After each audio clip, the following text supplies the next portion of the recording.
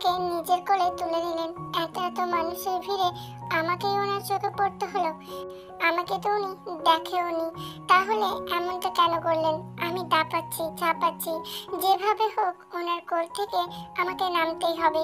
উনি আমায় এক ধমক দিয়ে চোখ পাকিয়ে বললেন, আর একটুও নড়াচড়া করলে এক আছাড় দিয়ে নিচে ফেলে দেবো তোমায়। ওনার মুখে এমন কথা শুনে আমি একদম স্তব্ধ হয়ে রইলাম। কিছু বলার ভাষায় খুঁজে পাচ্ছি না আমি। আমার এখন সত্যি খুব কান্না পাচ্ছে। মেকআপের উপরে পাতলা পর্দাটা উঠিয়ে ওনার চোখে চোখ পড়তেই চোখটা নিচে নামিয়ে নিলাম। উনি আমার কপালে কপাল ঠেকিয়ে দাঁড়িয়ে রইলেন কিছুক্ষণ। ওনার শত শত ফ্যান চারিদিকে মৌচাকের মতো ভনভন করছে। গার্ডেরাও কাছে ঘেঁষতে দিচ্ছে না তাদের। কেউ কেউ তো লাইভ ভিডিও বানিয়ে চলেছেন। না জানি এই ভিডিও কত দূর যাবে। ব্যাপারটা জানাজানি হলে মা নির্ঘাত আমাকে মেরে ফেলবে। আমি কিম তাইয়ং তে, বয়স 19, অনার্স প্রথম বর্ষে উঠেছি। ভার্সিটির প্রথম দিন তাড়াহুড়ো করে পৌঁছাতে গিয়ে রাস্তার মধ্যে অনেক ভিড় দেখতে পেলাম। মাত্র 2 মিনিটের পথ ছিল। রিক্সা এখান থেকে আর যাবে না বলছে। শুনেছি এখানে শুটিং চলছে। এত দূর এসে কলেজে না গিয়ে ফিরে যাব কিছুতেই না। ভাবলাম কোনো এক কোণ ঘেঁষে চুপি চুপি সকলের চোখ এড়িয়ে চলে যাব, কিন্তু তার হলো না। ধরা পড়ে গেলাম আমি। তারপর আমাকে সকলে ধরতে চেষ্টা করলো। আমি ছুটলাম। ছুটতে ছুটতে ফিল্মের হিরোইনের কাছে চলে আসলাম। গরম চা মুখে দিচ্ছিল সে। আমার ধাক্কা লেগে গরম চা তার সারাটা মুখে ছিটকে পড়লো। তার চিৎকারে ভিড়ভাট্টা ঠেলে যেখানে যত ফ্যান আছে তার সব চলে এলো। 6 জন গার্ড গোল করে ঘিরে রাখলো তাকে। আমি পিছন থেকে 2 পা আগাতেই কারোর সাথে ধাক্কা লাগলো আমার। তাকে না দেখেই বিড়বিড় করে বললাম, আমাকে একটু এখান থেকে পালাতে সাহায্য করবেন? সে আমাকে টেনে নিজের দিকে ঘুরিয়ে নিলেন। তার মুখটা দেখে চমকে উঠলাম আমি। সে আর কেউ নয়, সুপারস্টার জিয়ন জংকুক। ছুটতেই যাব, হাতটা টেনে ধরলেন সে। আমি মোচড়ানো শুরু করলাম। সে আমার গালে বসিয়ে দিলেন একটা চড়। আমার হাতটা শক্ত করে টেনে ধরে বললেন, তোমাকে পুলিশে দেব। তার অ্যাসিস্ট্যান্ট ন্যান্সিকে উচ্চস্বরে ডেকে বললেন, ন্যান্সি, এক্ষুনি পুলিশকে ফোন লাগাও।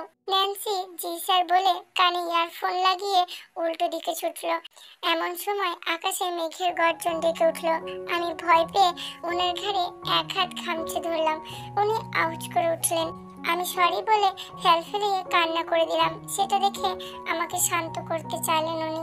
আমার কান্নার বেগ আরো বাড়তে লাগলো। পাশ থেকে একজনকে টিস্যু পেপার আনতে বললেন। টিস্যু পেপার এনে দিলে আমার সামনে ধরে বললেন উনি চোখের পানি মুছে নিতে। আমি কান্না করতে করতে বললাম, পর্দা নষ্ট হয়ে যাবে, চোখের পানি মোছার দরকার নেই, আমাকে ছেড়ে দিন, তাহলেই কান্না থেমে যাবে। উনি আমার হাতটা ছেড়ে দিতেই ন্যান্সি পিছন থেকে চিৎকার করে বলে উঠল, কি করলেন কি স্যার? এই মেয়েটাকে দেখে মনে হচ্ছে জেনি ম্যামের শত্রুরা পাঠিয়েছে ওকে। না হলে জেনি ম্যামের মুখে গরম চা ঢালবে কেন? ন্যান্সির কথা শুনে উনি আমার হাতটা আবারও ধরে বসলেন। আমি আমতা আমতা করে বললাম ওনাকে, দেখুন, আমি কোনো জঙ্গি বা শত্রু নই। আমি ভার্সিটি যাচ্ছিলাম। আধা ঘন্টার পথ বাড়ি থেকে এসেছি। রিক্সা ভাড়া 80 টাকা। এমন রাস্তায় বাইকও চলে না। আপনি বলুন, এত টাকা দিয়ে এসে একটাও ক্লাস না করে চলে যাব? টাকাগুলো নষ্ট হবে না? আমার বাবা বলেন 1 টাকা উপার্জন করে খরচ করে দেখাও, কেমন লাগে? এভাবে তো বাবার টাকা নষ্ট করতে পারি না আমি। দিনের শেষে একটা টাকার হিসাব দেওয়া লাগবে, তাই ভাবছিলাম আমি। আমার কথা শেষ হতে না দিয়ে উনি বলে ওঠেন, তাই তুমি এভাবে শুটিং এর ভিতরে ঢুকে পড়বে? আর তুমি যা বলছো সেটা বিশ্বাস করব কিভাবে? আমি নিজের স্টুডেন্ট আইডি কার্ড দেখিয়ে বললাম, এই যে দেখুন, আমি ইনোসেন্ট, তার প্রমাণ। কথাটা বলতেই আমার গালে পড়লো এক চড়। আমি অসহায় দৃষ্টিতে তাকিয়ে রইলাম ওনার দিকে। উনি আমায় টেনে ঝাঁকিয়ে ঝাঁকিয়ে বললেন, ইনোসেন্ট তুমি? কোনো ইনোসেন্ট মেয়ে এমনটা করে? আমি সুপারস্টার জিয়ন জংকুক।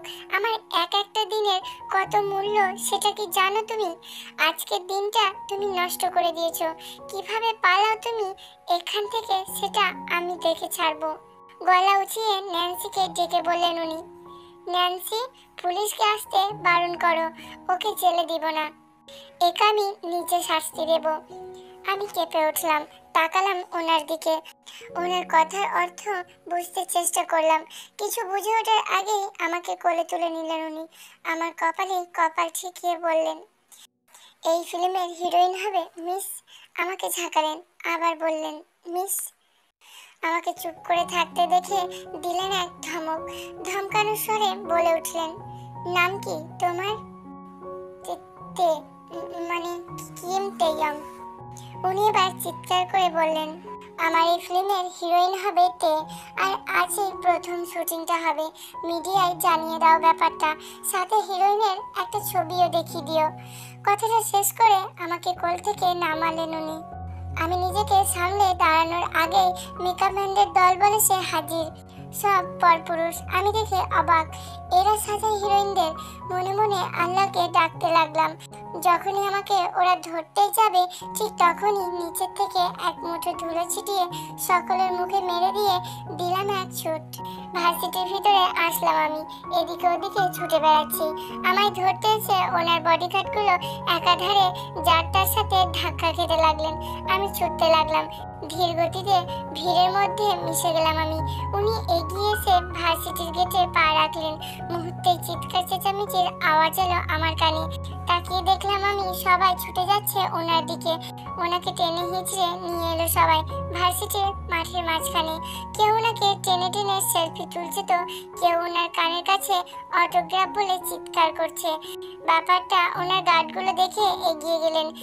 ভিড়ভাট্টা ঠেলে উঠে ওনার কাছে গিয়ে পৌঁছালেন তারা। ওনাকে ভিড়ের মধ্যে থেকে বের করে নিয়ে আসলেন। ওনার অবস্থা এখন নাজেহাল। একজন ওনার সামনে একটা পানির বোতল এনে ধরলেন। উনি বোতলটা হাতে নিয়ে মুখ খুলে সম্পূর্ণ পানিটুকু মাথায় ঢেলে দিলেন। তারপর অগ্নিদৃষ্টি নিক্ষেপ করে দাঁত কটমট করে বললেন, কোথায় ওই মেয়ে? ওকে আমার চাই, এক্ষুনি চাই। মুহূর্তে চোখ ঘুরিয়ে ভিড়ের মধ্যে ওনার চোখ এসে আটকে পড়লো আমার দিকে। উনি শয়তানি হাসি দিয়ে ইশারায় ওনার গার্ডদেরকে দেখিয়ে বললেন, মেয়েটাকে নিয়ে আসো। বডিগার্ডগুলো আমাকে এসে ধরতেই যাবে, আমি চিৎকার করে সবাইকে থামিয়ে দিলাম। ওনার কাছে নিজে এগিয়ে গেলাম। ওনাকে বললাম, কেন এমন করছেন আপনি? বললাম তো ভুল হয়ে গেছে আমার। আমি তো মানুষ, কোনো ফেরেশতা না। ভুল তো হতেই পারে, প্লিজ ক্ষমা করে দিন। উনি হেসে উঠলেন। মনে হলো আমার কথায় কোনো পাত্তাই দিলেন না। আমি কিছু বুঝে উঠতেই যাব, তার আগে আচমকা আমার হাতটা ধরে বসলেন উনি। রাগী দৃষ্টিতে তাকিয়ে বললেন, আমার ফিল্মের হিরোইন হবে তুমি। একবার যখন বলে দিয়েছি তখন এটাই ফাইনাল। হিরোইনের মুখ পুড়িয়েছো না তুমি, এখন এটাই তোমার শাস্তি। আমাকে টানলেন উনি, টানতে টানতে মেকআপ ম্যানদের সামনে নিয়ে এসে বললেন, নাও সাজিয়ে দাও ওকে। ওনার ব্যবহারে আমি স্তব্ধ হয়ে আছি। আমার মাথায় কিছুই আসছে না। মেকআপ ম্যানরা আমার দিকে আগাতে লাগলেন। আমি অসহায় দৃষ্টিতে ওনার দিকে তাকিয়ে বললাম, প্লিজ এমন করবেন না, আমার পর্দা নষ্ট হবে। উনি শয়তানি হাসি দিয়ে বললেন, সেটাই হবে তোমার উচিত শিক্ষা। এখান থেকে পালাবার আর কোনো উপায় আমি পেলাম না। কি করব সেটাও বুঝে উঠতে পারছি না। আমার কেন যেন সত্যি এবার রাগ হতে লাগলো ওনার উপর। রাগ ধরে রাখতে না পেরে ওনার হাসি মাখা মুখটায় কষিয়ে দিলাম একটা চড় লাগিয়ে। ওনার গালে চড় মারতে সকলে স্তব্ধ, পরিস্থিতি থমকে আছে। আর উনি গালে হাত দিয়ে এদিক ওদিকে তাকালেন। মুহূর্তেই ওনার ফোনে টুংটাং মেসেজের শব্দ ভেসে উঠলো। উনি মোবাইল ফোন হাতে নিয়ে স্ক্রিনে তাকিয়ে দেখতে চোখ দুটো বড় বড় হয়ে গেল। রাগী দৃষ্টিতে তাকিয়ে রইলেন আমার দিকে। এদিকে ওদিকে আশেপাশে সকলের ফোনে মেসেজের শব্দ বেজে উঠল। সকলে ওনারা আমার দিকে তাকাচ্ছে। এখন কি হবে সেটা বোঝার জন্য উনি আচমকা এক ধাক্কায় আমাকে নিচে ফেলে দিলেন। আমার পেটে পা উঠিয়ে জুতোর নিচে অংশটুকু দিয়ে চেপে ধরলেন। মোবাইল আমার সামনে ধরে একটা ভিডিও দেখালেন, যেটাতে দেখাচ্ছে আমি ওনাকে চড় মেরেছি।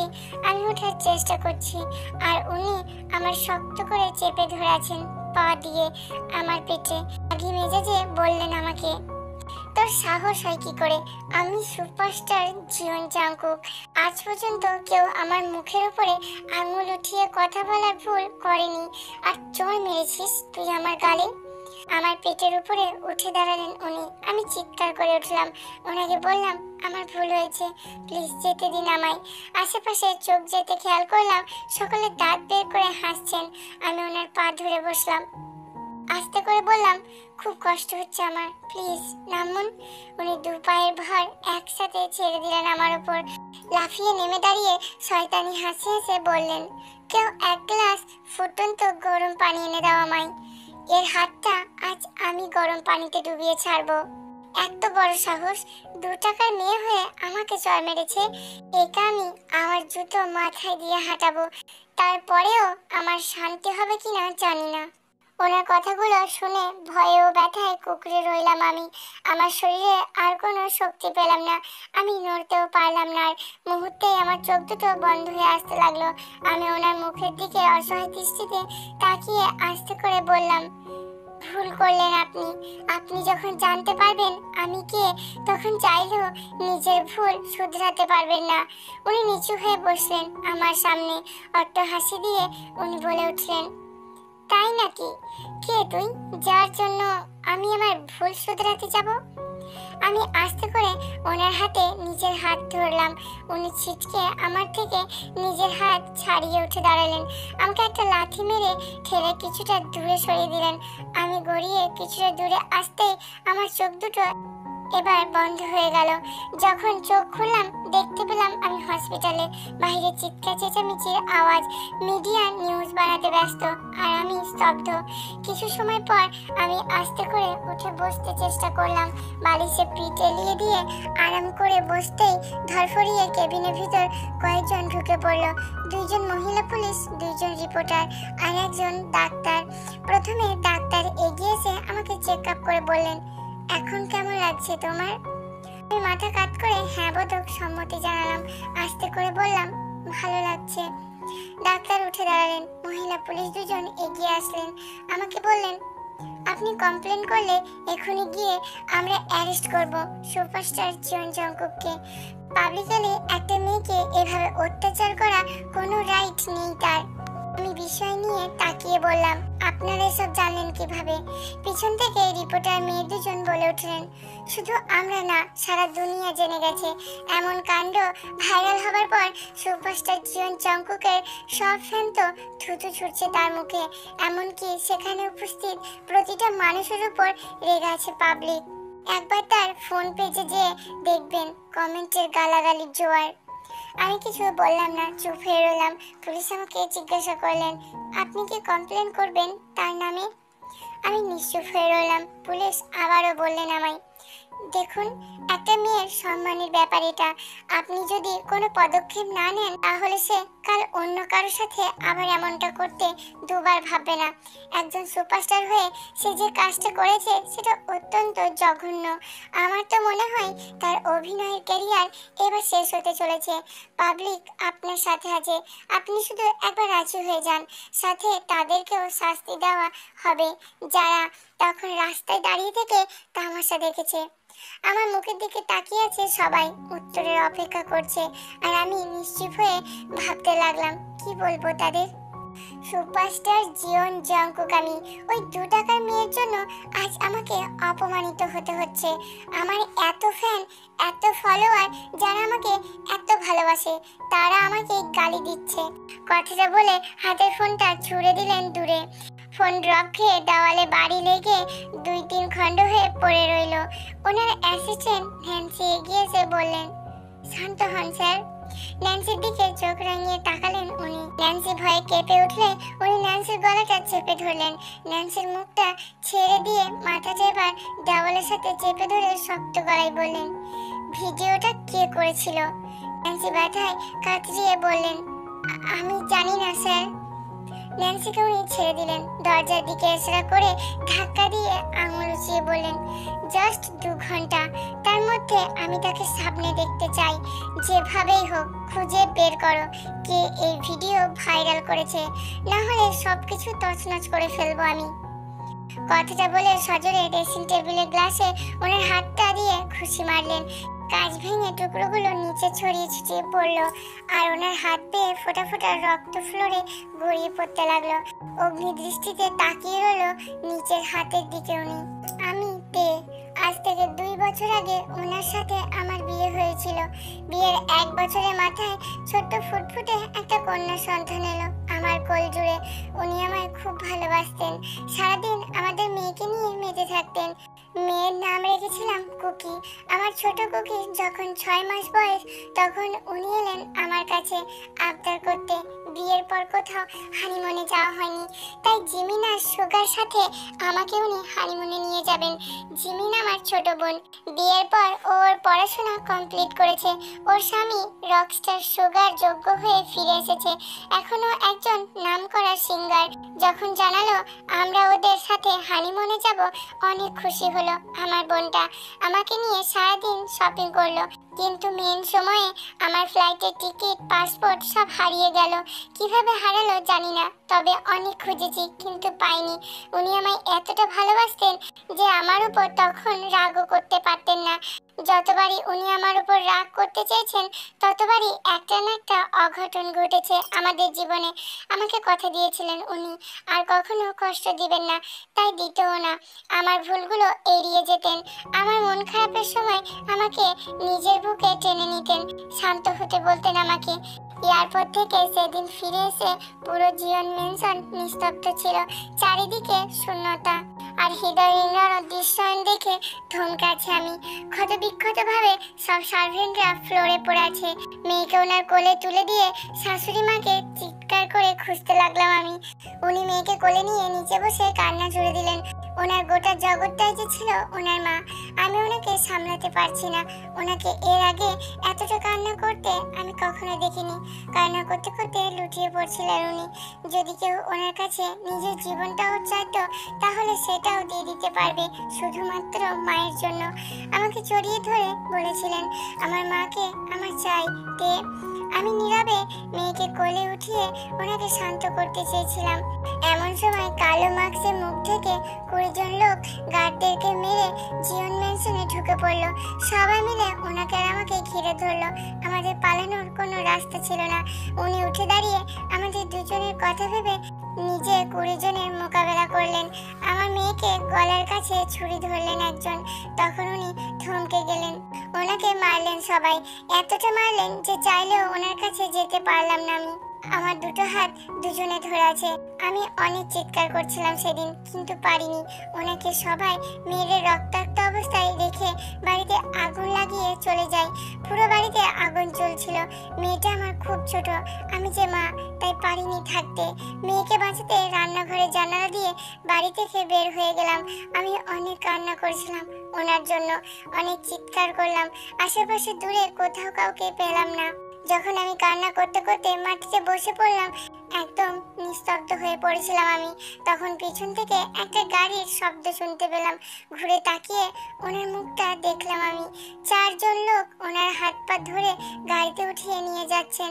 আমি উঠে দাঁড়ালাম, ওনার হুঁশ নেই। গাড়ির দরজা বন্ধ করা হয়েছে। ছুটে ওনার কাছে যেতেই গাড়িতে চলে যায়। আমি বুঝতে পারছিলাম না কি করব। অনেক ভেবে ওই রাত্রে আমি বস্তিতে চলে আসলাম আমার বাবা মায়ের কাছে। বাবা মাকে সব খুলে বললাম। তারা আমাকে বললেন শান্ত হতে। সকাল হতেই বাবা মায়ের সাথে জিয়ন ম্যানশনে গেলাম।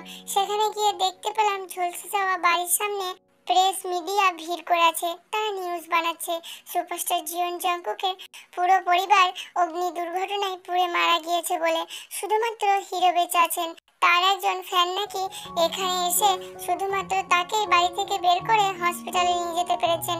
লোকটাকে প্রশ্ন করা হলে সে বললেন তার একার দ্বারা একজনের বেশি মানুষকে এই ভয়ঙ্কর আগুনের থেকে বের করে বাঁচানোর উপায় ছিল না, তাই সে শুধু জঙ্কুককে বাঁচিয়েছেন, কারণ সুপারস্টার জিয়ন জঙ্কুকের অনেক বড় ভক্ত সে। আমি এগিয়ে কিছু বলতেই যাচ্ছিলাম, মা বাবা হাত ধরে আমাকে সামনে নিয়ে যাচ্ছিলেন। এমন সময় মাঝখান থেকে ওড়না দিয়ে মুখ ঢাকা কোনো মেয়ে এসে আমার কাঁধে ধাক্কা দিয়ে কানের কাছে ফিসফিস করে বললেন, শাশুড়ির খোঁজ পেতে চাইলে আমার সাথে এসো। আমি বাবা মাকে থামতে বলে মেয়েটার পেছনে ছুটলাম। মেয়েটা একটা গাড়িতে বসালেন আমাকে। কিছুটা দূরে এসে একটা মাঠের কাছে গাড়িটা থামালেন। মুখের ওপর থেকে কাপড়টা সরিয়ে অট্ট হাসি দিয়ে মুখ ঘুরিয়ে বললেন আমাকে, আমি জেনি। আমি চমকে উঠে তাকালাম জেনির মুখের দিকে, ভয়ে ভয়ে বললাম, আপনি আপনি না জেলে ছিলেন? জেনি চুপ করে রইল। গাড়ির ভিতরে বোতল থেকে কয়েকটা ঢোক গিলে পানি খেয়ে ফিসফিস করে আমার কানের কাছে এসে বললেন, হ্যাঁ জেলে ছিলাম, কিন্তু এখন নেই, জামিনে বাহিরে এসেছি। জেনি গাড়ি থেকে নেমে দাঁড়ালেন, গাড়ি গ্লাসে নক করে বললেন আমাকে বাহিরে আসতে। কয়েকজন লোক এসে আমার মেয়েটাকে আমার কোল থেকে কেড়ে নিলেন। মেয়েটা খুব কান্না করছিল, আমার কাছে আসার জন্য ছটফট করছিল। ওর কান্না সহ্য করতে না পেরে আমার দুধের শিশু মেয়েটাকে জেনি খুব জোরে একটা চড় মারে। ও আরো কান্না করতে থাকে। জেনি ওর মাথায় পিস্তল ঠেকিয়ে বলে যেন আমি ওর কাছে না যাই। আমাকে দূরে দাঁড়িয়ে রেখে জেনি বলতে শুরু করলো, আমাকে জেলে পাঠিয়েছিলে না তুমি? আমার ভালোবাসা জঙ্কুককে কেড়ে নিতে চেয়েছিলে আমার থেকে, তা তো আর হতে দিব না আমি। জঙ্কুক আমার, ওকে এবার আমার পেতেই হবে। তোমার থেকেও অনেক ভালোবাসবো আমি জঙ্কুককে, এমনকি জঙ্কুকও আমাকে ভালোবাসবে। আমাদের বিয়ে হবে, সংসার হবে, আর সন্তানও হবে। জঙ্কুককে হসপিটালে এমন ওষুধ দেওয়া হচ্ছে যেটা নিলে ওর স্মৃতি থেকে একটু একটু করে অতীতের সবকিছু মুছে যাবে। তারপর আমি ওর স্মৃতিতে নিজেকে বসিয়ে দেব। আমি ছাড়া আর কাউকে ভালোবাসবে না জঙ্কুক, কাউকে না। জেনি আমার সামনে একটা ভিডিও ধরে বললেন, তোমার শাশুড়ি মা যদি কোথাও মুখ খুলেছে না, মেরে ফেলবো বুড়িটাকে, আর সাথে তোমার মেয়েটাকেও। তোমাকে চাইলে এখানেই মেরে ফেলতে পারি, কিন্তু মারবো না। কেন জানো? তুমি আমাকে জঙ্কুকের থেকে দূরে রেখেছো, তাই তোমাকেও আমি আমার কষ্টটা অনুভব করাবো। তোমায় আমি জঙ্কুকের থেকে দূরে রেখে বোঝাবো আমার কতটা কষ্ট হচ্ছে। আমি জেনিকে অনেকবার বললাম এমনটা না করতে, কিন্তু ও শোনেনি। আমার গর্ভকালীন সময় যখন 9 মাস চলে, তখন ও আমাকে আর আমার সন্তানকে মারার অনেক চেষ্টা করেছে, কিন্তু ভাগ্যক্রমে বেঁচে গিয়েছি আমরা। জেনির ভয়ঙ্কর রূপ সম্পর্কে আমার ধারণা আছে, তাই ওকে রাগাইনি আমি। ওর কথায় আমি আমার বাবা মা বোন জঙ্কুক সকলের থেকে দূরে থেকেছি। কিছুক্ষণ চুপ থেকে একটা দীর্ঘশ্বাস ফেলে বললাম, উনি এখন যা হয়েছে শুধুমাত্র জেনির শেখানো। উনি সত্যি এমন না, এটা সত্যি। ওনার আগে প্রচুর রাগ ছিল, কিন্তু এখন উনি যা, শুধু তা জেনির তৈরি করা স্মৃতি মাত্র। আপনারাই বলুন, ওনার নামে আমি কিভাবে কমপ্লেন করব, আর কি শাস্তি দেব ওনাকে আমি? প্রচন্ড কান্না করছি আমি। ডাক্তার আন্টি আমার মাথায় হাত রেখে বললেন, তুমি তাহলে সুপারস্টার জীবন জঙ্কুকের স্ত্রী? কত ইচ্ছে ছিল আমার তোমাকে একটি বার দেখার, আজ পূরণ হয়ে গেল। তার চোখেও পানি। মহিলা পুরুষ দুজন আমার সামনে বসে হাত ধরে বললেন, তারপর কি হয়েছিল? আমি চোখের পানি মুছে নিয়ে আবার বলতে শুরু করলাম, আমার শাশুড়ি মা আমার জন্মদাত্রী মায়ের ইচ্ছা পূরণ করতে আমার নানুর বাড়ির সম্পত্তি পেলে আমার মায়ের নামে একটা অনাথ আশ্রম খুলেছিলেন। সবকিছু থেকে পালিয়ে সেখানে গিয়েছিলাম আমি। এতগুলো দিন আমি সেখানেই ছিলাম, সবার চোখে নিজেকে আড়াল করতে, আর জেনির কথায় আমার ভালোবাসার মানুষগুলোকে বাঁচিয়ে রাখতে। সেখানে ছোট ছোট অনাথ বাচ্চাদের নিজের হাতে খাইয়ে দিতাম, তাদের যত্ন নিতাম। আর আমার মেয়ের কথা খুব মনে পড়তো। আমার মা আর আমার বোন এসেছিল আশ্রমে, তখন তাদের সাথে আমার দেখা হয়। নিউজে ওনাকে নিয়ে খবর ছাপা হলে ওনাকে জড়িয়ে জেনিকেও পাশে বসানো হতো, যেটা দেখতাম, কিন্তু কিছু করতে পারতাম না আমি। আজ থেকে 1 সপ্তাহ আগে আমার মা আর আমার বোন এসেছিল আশ্রমে, তখন তাদের সাথে আমার দেখা হয়। অনেক কষ্ট করে তারা আমাকে খুঁজে পেয়েছে। আমার বোনও এখন অনেক বড় সেলিব্রিটি, ওর হাজবেন্ডও সেলিব্রিটি। সবাই আমাকে বলেছে জঙ্কুক তাদের সাথেও দেখা করতে চায়নি, জোর করে কিছু বললেও শুনতে চায়নি। আমার বোন আর তার হাজবেন্ড মিলে প্ল্যান করেছে। ওনার জীবনে আমাকে আরও একটা বার যাওয়ার সুযোগ করে দিয়েছে। আমাকে শুটিং সাইডের পাশে ভার্সিটির অ্যাডমিশন করিয়েছে। আমার বয়স কমিয়ে স্টুডেন্ট আইডি কার্ডে 19 দিয়েছে।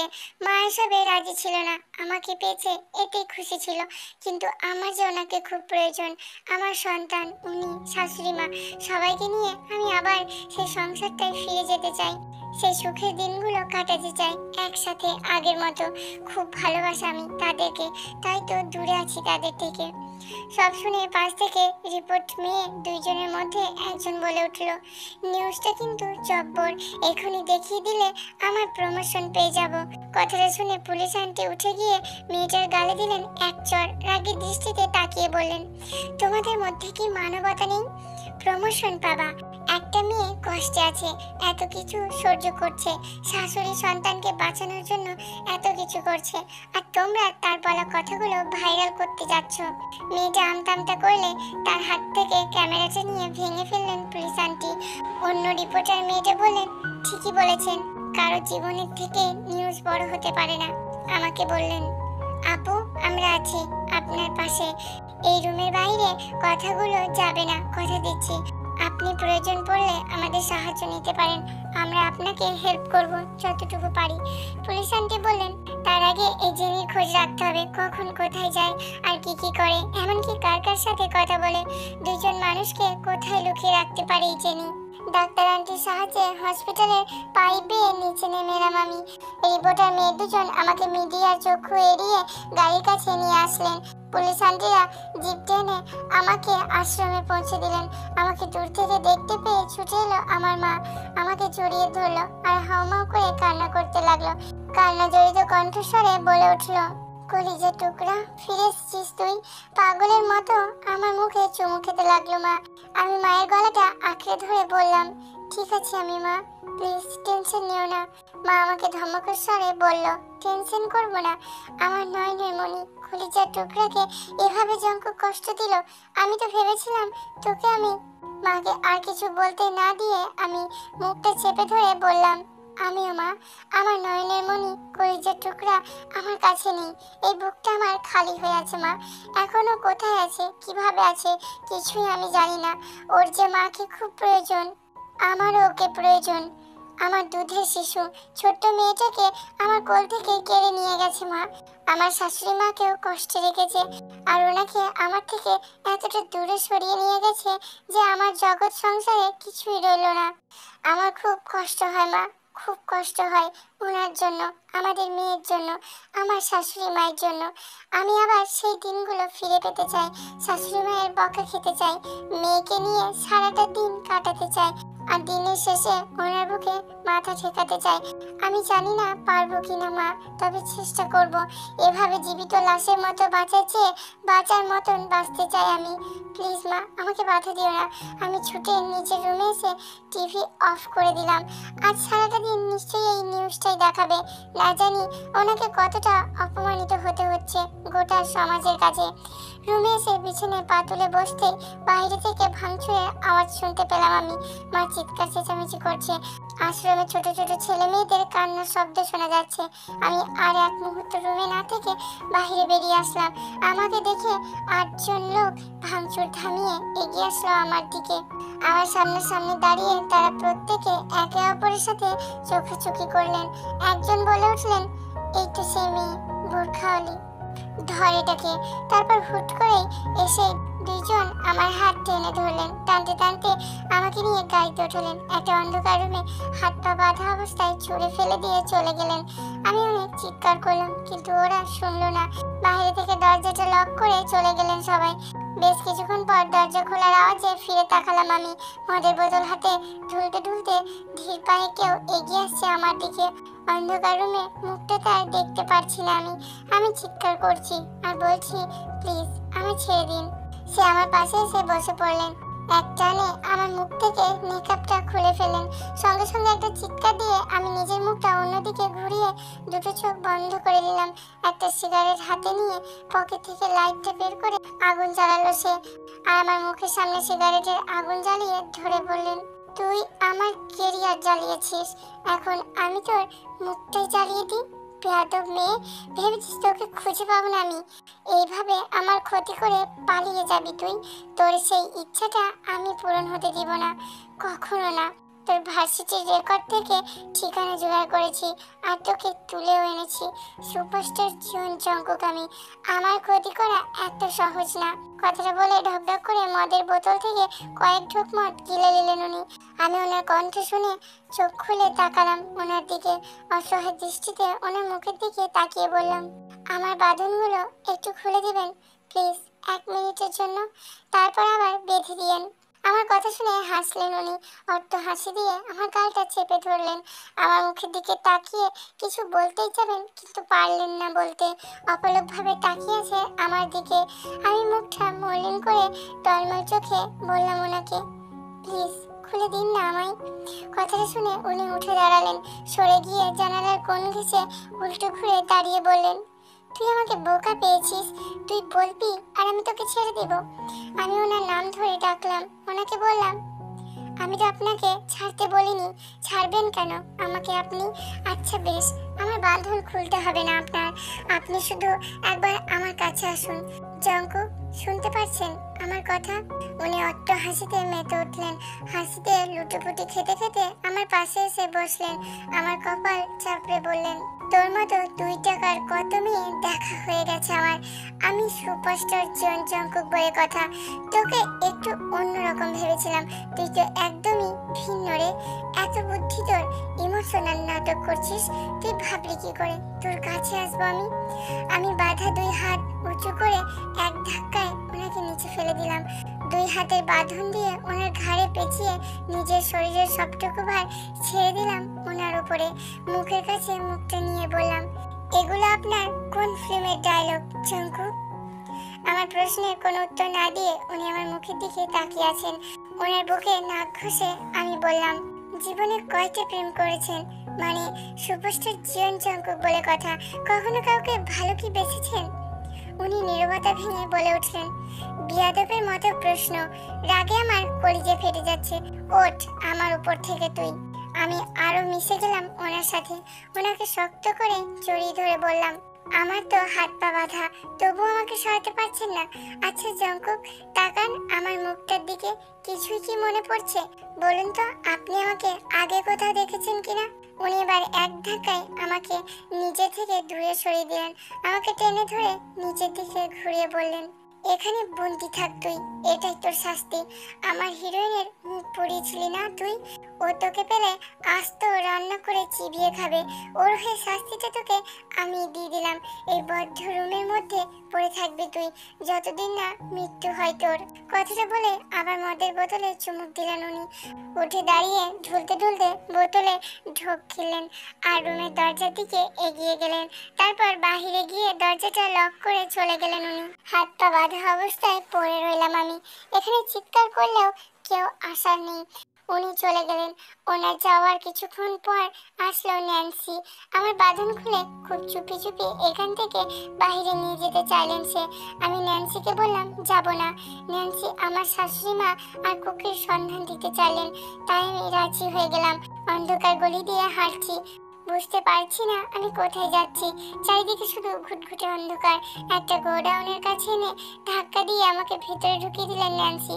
বাইরে থেকে দরজা টেনে দিলেন আর হেসে উঠে বললেন, ম্যাম এখানে পাবেন আপনার শাশুড়ি বাচ্চাকে।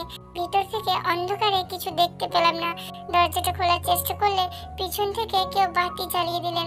ঘুরে তাকিয়ে দেখতে পেলাম জেনি দাঁড়িয়ে রয়েছে। জেনি একটা শয়তানি হাসি দিয়ে আমার সামনে এগিয়ে আসলেন। আমার গালে কষিয়ে মারলেন একটা চড়। ছিটকে পড়ে আমার কপালটা কেটে গেল। আমাকে উঠিয়ে সজোরে চড় মারতে লাগলেন জেনি। মারতে মারতে বললেন, কি ভেবেছিলিস তুই আমার এতদিনের বানানো সব প্ল্যান নষ্ট করে দিবি? আমার ভালোবাসার জঙ্কুককে কেড়ে নিবি আমার থেকে? মার খেতে খেতে বললাম আমি, উনি কখনো তোমার ভালোবাসা ছিলই না। জেনি আমার চুলের মুঠি টেনে ধরলেন। আমার মাথা সজোরে ফ্লোরে আঘাত করতে করতে দাঁত কিটিমিটি করে পাগলের মতো বললেন, আজ তোকে আমি মেরেই ফেলবো, কেউ বাধা দিতে পারবে না। তুই জানিস না জঙ্কুকের জন্য আমি কি কি করতে পারি? আমি আমার ঘর পরিবার সব ছেড়েছি শুধু জঙ্কুককে পাবো বলে। আর তুই 2 দিনের মেয়ে হয়ে আমার জঙ্কুককে কেড়ে নিতে চাস? তা আমি হতে দেব না। আজ আমি তোকে মারবো, নিজের হাতে মারবো, সাথে তোর শাশুড়ি আর সন্তানকেও মেরে মাটিতে পুঁতে ফেলে রাখবো। আমার মুখে গরম চা ঢেলেছিস না তুই? তোকে আমি ফুটন্ত পানিতে চোবাবো, না হলে আমার শান্তি নেই। এই কে কোথায় আছিস তোরা? এক্ষুনি আগুনে গরম পানির কড়াই বসা। আমার সামনে আগুন জ্বালিয়ে অনেক বড় কড়াইয়ে পানি বসিয়েছে জেনির পোষা গুন্ডারা। এখান থেকে যে আমার পালানোর আর কোনো রাস্তাই নেই সেটা খুব ভালোভাবে বুঝতে পারলাম। একটা হুইল চেয়ার ঠেলে মুখ ঢাকা অবস্থায় একটা মেয়ে আমার শাশুড়িমাকে নিয়ে আসলেন সামনে। বাচ্চা কান্নার আওয়াজ পেয়ে পেছনে ঘুরে তাকাতেই আমার সন্তানকে দেখতে পেলাম। আমি ছুটে ওর কাছে যাব, জেনি আমার হাতটা টেনে ধরলো। চোখ রাঙিয়ে লোকটাকে বললেন, দাঁড়িয়ে দেখছো কি? এক আছাড় মেরে বাচ্চাটাকে এখানেই মেরে ফেলো। জেনিকে সম্মতি জানিয়ে লোকটাকে উঁচু করে মাথার উপর তুলে আমি খুব জোরে চিৎকার করতে লাগলাম। খুকিও কান্না করতে লাগলো। আমি আর পারছি না জেনির এই জঘন্য রূপ সহ্য করতে। চিন্তা আর ভয়ে জ্ঞান হারিয়ে ফেললাম। আমি মাটিতে পড়ে গিয়ে দু চোখ আস্তে করে বন্ধ করে নিলাম। যখন চোখ খুললাম চোখে মুখে পানির ছিটা অনুভব করলাম। ওনার কোলের উপর আমার মাথাটা। আমি উঠে ওনাকে দেখতেই শার্টের কলার হাতের আঙুলে পেঁচিয়ে টেনে ধরে ঝাঁকিয়ে বললাম, আপনার কি কিছুই মনে পড়ছে না? আমার কুকি কোথায়? জেনি কি করেছে ওর সাথে? বলুন, আমার মেয়ে কোথায়? বলুন না। উনি আমায় জড়িয়ে ধরে মাথায় হাত বুলিয়ে নরম গলায় বললেন, কিছু হয়নি আমাদের মেয়ের। ওই তো দেখো ন্যান্সির কোলে আছে কুকি। আমি ছুটে গিয়ে ন্যান্সির কোল থেকে কুকিকে নিয়ে কষিয়ে ন্যান্সির গালে কতগুলো চড় বসিয়ে দিলাম। চড় মারতে মারতে বললাম, ডাইনি, বেঈমান, কোন সাহসে আমার কলিজার টুকরাকে তুই কোলে নিয়েছিস? উনি এসে আমাকে টেনে ধরলেন। ওনাকে বললাম, এখন আপনার মনে পড়ছে আমাকে? আজ যদি আমার সন্তানের কিছু হতো আপনাকে আমি কখনোই ক্ষমা করতাম না, কখনোই না। আমি চলে যাব আমার কুকি আর শাশুড়ি মাকে নিয়ে। থাকুন আপনি নিজের এই অ্যাসিস্ট্যান্টের সাথে আর এই জেনি ডাইনির সাথে। উনি আমাকে টেনে ধরলেন, শান্ত হতে বললেন আমাকে। ন্যান্সিকে দেখিয়ে বললেন, কোনো দোষ নেই ন্যান্সির, ভুল বুঝেছো তুমি ওকে। সেদিন হসপিটালে জেনির থেকে 10 গুণ বেশি টাকা ন্যান্সি ডাক্তারকে দিয়েছিল যে আমার স্মৃতি না হারায়। ও জেনির হয়ে কাজ করতো না, জেনির প্ল্যান আমাকে বলতো। আমি জানতাম না তুমি কোথায় ছিলে এতদিন, তবে এটা জানতাম জেনি তোমাকে পেলেই মেরে ফেলবে। জেনি বুঝে ফেলেছিল আমার স্মৃতি হারায়নি, তাই ওকে বোঝাতে সেদিন তোমাকে ভার্সিটির রাস্তায় কষ্ট দিয়ে আমি। বিশ্বাস করো তে, এছাড়া আমার কাছে কোনো উপায় ছিল না। জেনির লোকজন সবসময় আমাকে ফলো করতো, তোমার সাথে দেখা করতে যেতে পারতাম না। আর ন্যান্সিও জানতো না আমার মা আর সন্তান কোথায় আছে, তাই তো তোমার কিডন্যাপের নাটকটা সাজাই ন্যান্সিকে দিয়ে জেনির মন জয় করিয়ে তোমাকে জেনির ওখানে নিয়ে আসি। তারপর ন্যান্সি খবর দিতে পুলিশ এনে দেখি তোমরা এখানে। পুলিশ নিয়ে আসতেই তুমি জ্ঞান হারিয়ে ফেলেছো। আজ ন্যান্সির সাহায্য ছাড়া আমি কিছুই করতে পারতাম না তে। উনি থামলেন। ওনার কথা শেষ হতেই আমি চোখ ঘুরিয়ে শাশুড়ি মাকে দেখতে পেলাম।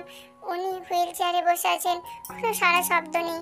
আমি এগিয়ে এসে ডাকলাম মাকে, তিনি কোনো কথা বললেন না। শাশুড়ি মাকে নিয়ে আমরা হসপিটাল আসলাম। কিছুদিন সেবা যত্ন করার পর তিনি সুস্থ হয়ে উঠলেন। আমাদের পরিবার আবার আগের মতো আনন্দে ভরে উঠল। আর জেনি জেলে নিজের প্রাপ্য শাস্তি পেতে লাগলো।